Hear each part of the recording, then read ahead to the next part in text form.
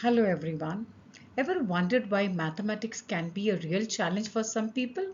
Let's try to understand more about dyscalculia, which is a learning difference that can make basic math skills like counting, adding, and subtracting really tough. Even things like fractions and decimals, yep, they can be a real puzzle for some folks. And you know what? This struggle can lead to a lot of anxiety in math class, making school a real uphill battle. Imagine being a kid trying your level best to count your toys, but somehow the numbers just don't add up.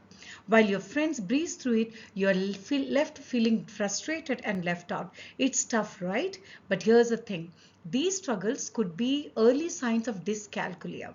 It's crucial that we understand and support children with learning differences like this. So let's spread awareness, let's learn more about dyscalculia, and let's support each other in our learning journeys. Together, we can make a real difference. Thanks for listening, guys. Take care.